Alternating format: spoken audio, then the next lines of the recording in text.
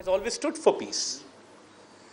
We have been the frontline state against terrorism. We've been a wall, a shield between the terrorists and the rest of the world. Now, there were certain inconsistencies in India's narrative and their strategy. The problem with their narrative was that they've always internalized their external issues and they've externalized their internal issues. So terrorism in India is an internal issue. It's not an external issue. The dispute of Jammu and Kashmir, as Dr. Khurram Abbas rightly pointed out, is an external issue. It's an international issue. It's an international dispute. There are United Nations Security Council resolutions giving the people, the indigenous people of Jammu and Kashmir, the right to self-determination. Now, when the Pahalgam incident happened, it was yet another example of India playing up on a false flag operation and creating a false narrative. There were so many inconsistencies. As soon as the Pahalgam incident happened, we were right on the job. And I must also mention here that the strength of the narrative lies in unity and unity of thought and action between state institutions. So all state institutions were aligned. We had a common purpose, an objective, and that was to put the truth out there in an effective manner. Right after the Pahalgam incident, an FIR was registered within 10 minutes of the incident happening. Now, without any inquiry, without anyone going to that spot, without any detailed investigation, you are registering an FIR and pointing fingers at Pakistan right after the incident. Now, when we talk about the allegation of cross-border terrorism, the Pakistani territory, the line of control, is more than 100 kilometers away from the Pahalgam site. Now, how is it possible that they could not detect any movement which they alleged was there? So, right from the beginning, our narrative during the May War gained strength because we expressed the truth at the right forum at the right time. Because when it comes down to narrative, it's all about saying the right thing at the right time at the right forum. There is no one size fits all. So there has to be a specific, a detailed campaign with regard to what your strategic narrative is.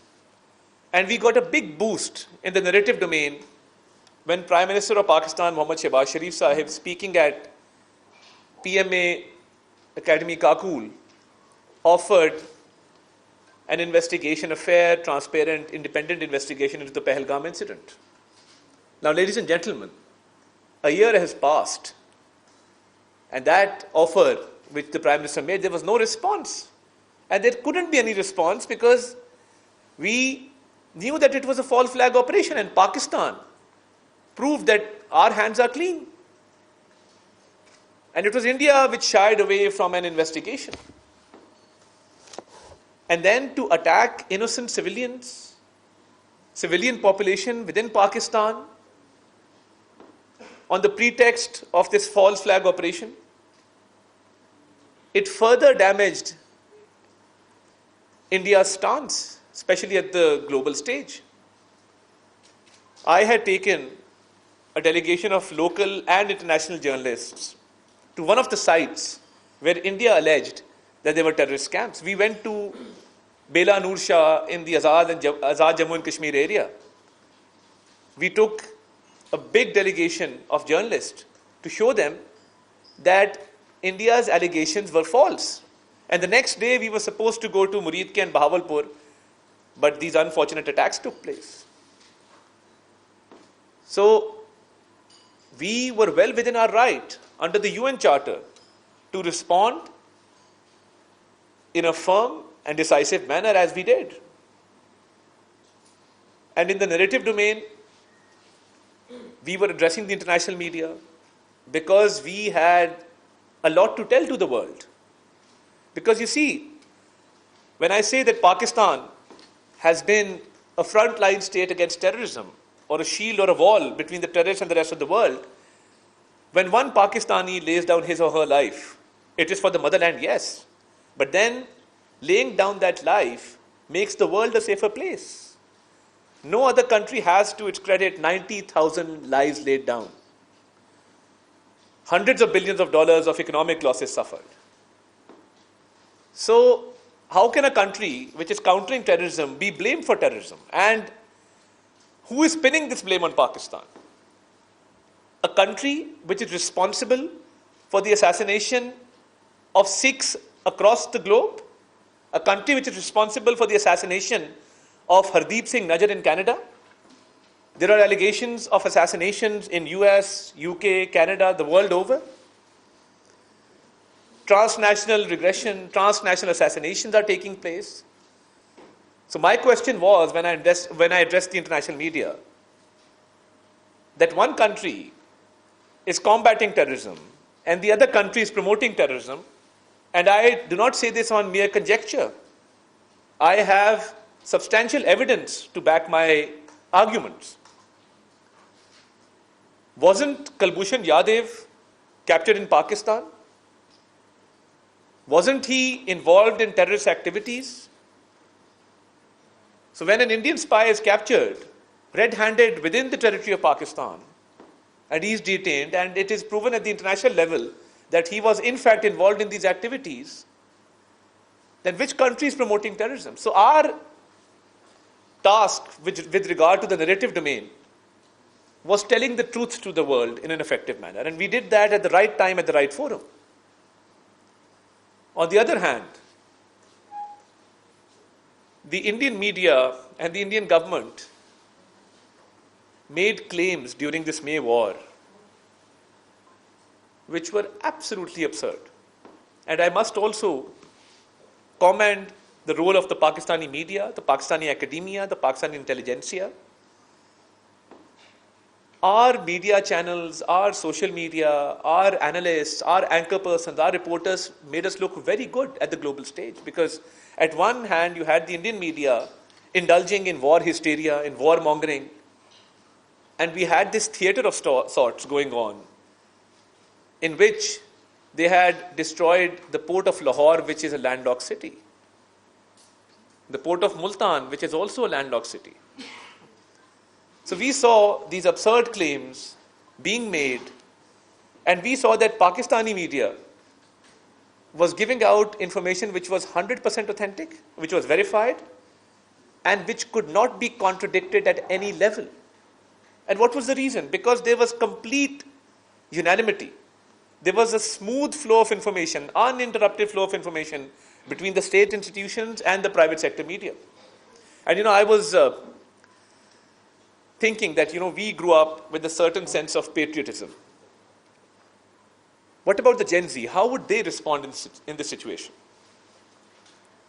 But I tell you that our younger generation has made us so proud that when during this heat of war, they started their own meme war.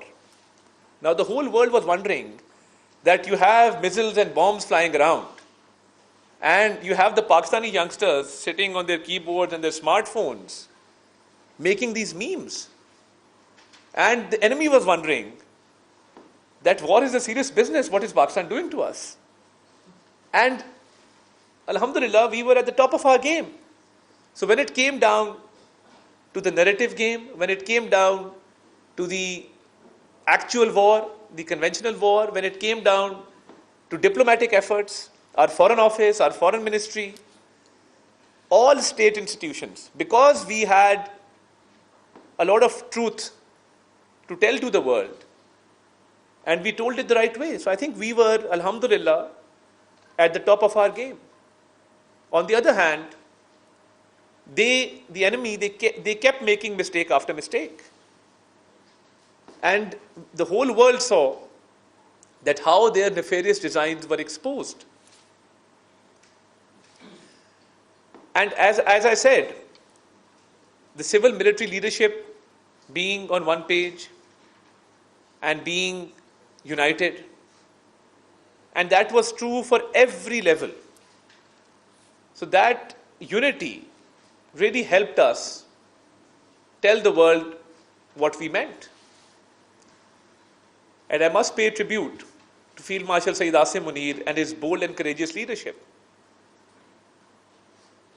And the way Pakistan responded, it lifted the spirit of the entire nation. And we, Pakistan as a responsible nation, responded with regard to military targets, with regard to military bases. As opposed to India, they had attacked our civilians. Our valiant Air Force, when those 8 planes went down, and a lot of them were Rafale planes, which are a source of pride for India,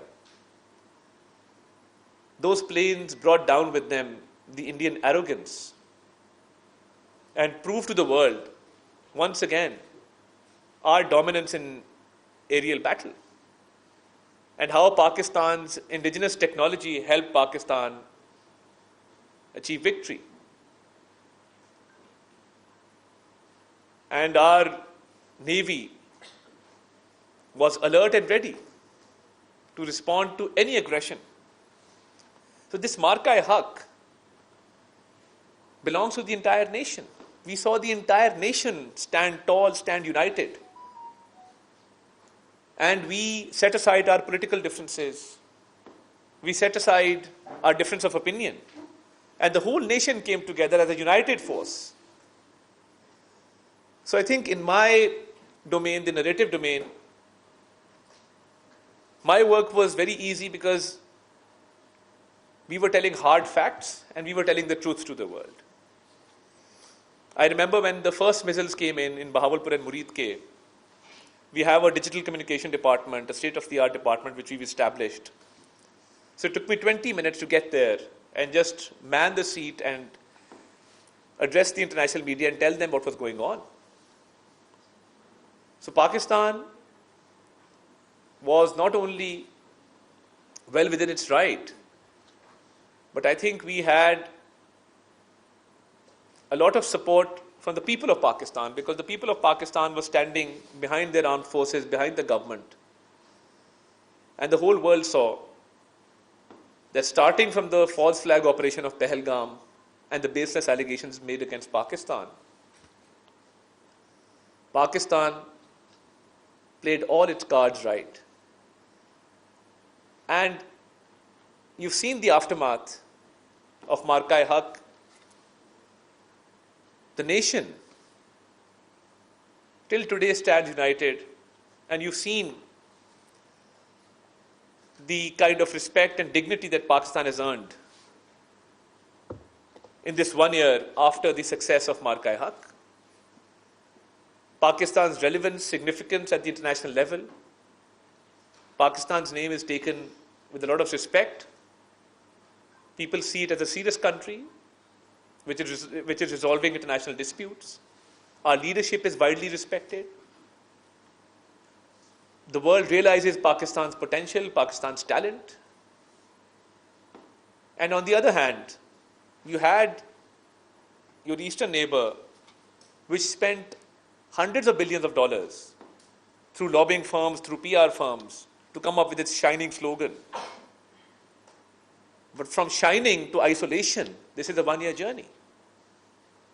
When you base your entire premise and narrative on false information and propaganda, and you externalize your internal issues and internalize your external issues, and you try to create hegemony within the region, and you assume the role of a bully of South Asia, that can never go well for you. And within this 1 year, as I said, from shining to complete isolation, we've all witnessed this great journey, how Pakistan has transformed after Marka-e-Haq. It's a moment to be proud, and it's a moment to bow our heads before Almighty in humility, with the hope that Pakistan continues to prosper and the people of Pakistan continue to feel proud in this great nation of ours. Thank you very much. Pakistan Zindabad. Thank you so much. तो वफाकी वज़ीर इत्तलात अता Tarar seminar से खिताब कर रहे थे।